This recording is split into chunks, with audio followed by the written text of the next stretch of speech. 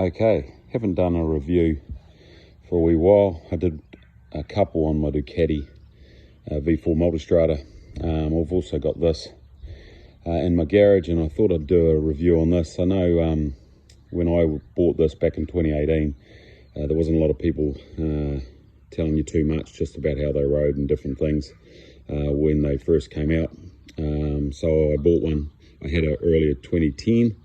Loved it, and then this came out, so I thought I'd buy it. Done a few things to it. Done a wee bit of engine work, which is really what I wanted to talk about, because I don't think there's enough videos out there telling you the gains that you get and the things that you can do to make the bike better. So first off, when I got it, had the exhaust was factory, silver mufflers and sort of a bronzy colour, so I matte blacked all of that. Matte blacked different parts of the air cleaner because that was shiny around the headlight, was all shiny, and matte blacked quite a few bits and pieces just to give it that same look. Panels at the side there. Put a little bit of orange on it, painted that out, put the orange leads, screaming eagle leads, did the orange on the Harley Davidson front and back wheel, both sides. So just to give it a bit of more of a personal touch. Same again, 114 there. And on the wheel now, I personally like that look. Whole blacked out bike. I haven't done it with the tail light at this point. Well, I'm in New Zealand and it's a wee bit hard to get that sort of stuff here, so I've left it. So basically that's what I did when I first got it, and then just decided to ride it. After about a year of having it, I thought, right, I want to get some more power out of it. So what I did was I took it into McIver and Veach, which is our local dealer here in the South Island, Lower South Island. Great guys. And they talked about different exhausts, remapping it, big boring it, all the rest of it. But what I did was I put a K&N filter in it. I took the exhausts off and actually opened them out, so they are pretty much straight through, but they're the factory exhausts. And then the main thing I did was cut the cat out, which is just in behind there. That weld through to there is now just normal open pipes.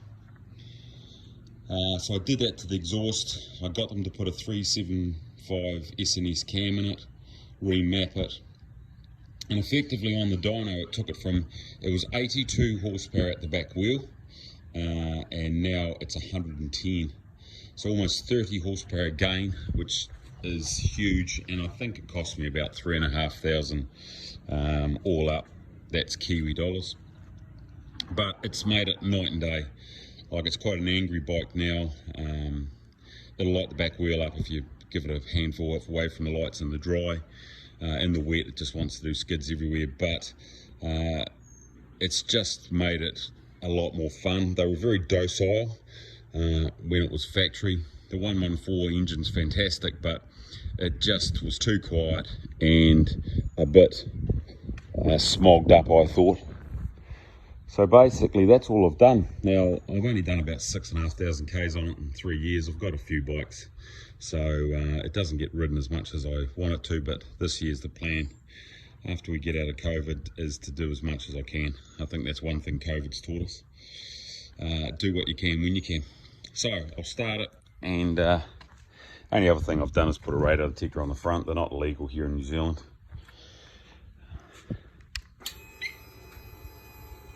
So you can instantly hear it's a bit more throaty. It's definitely got a lot better sound, but it still looks factory, which is the look I was going for.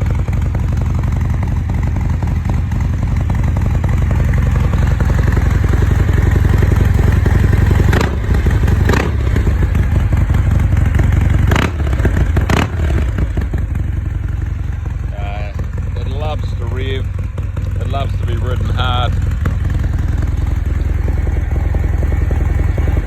Just an all-round great bike.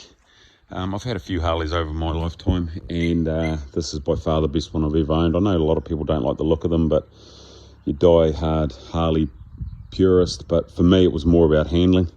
This is by far the best handling one I've ever had. adjustable suspension, upside down forks, good brakes.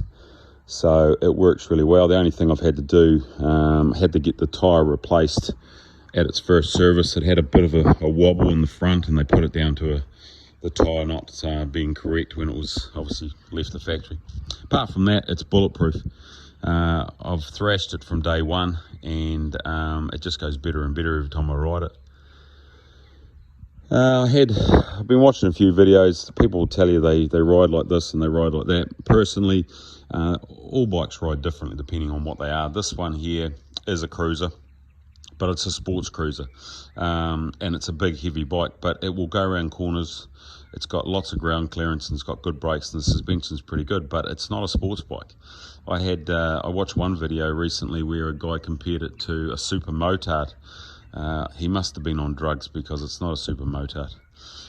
It's a big cruiser, but an angry cruiser that you can have a lot of fun on. I've got mates with Harleys and different other bikes, Indians and what have you, and this is just my pick.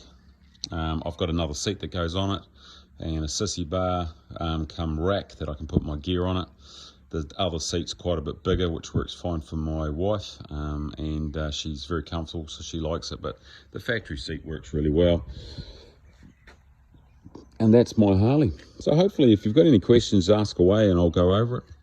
So like I said before, just a few mods, but it's made a huge difference.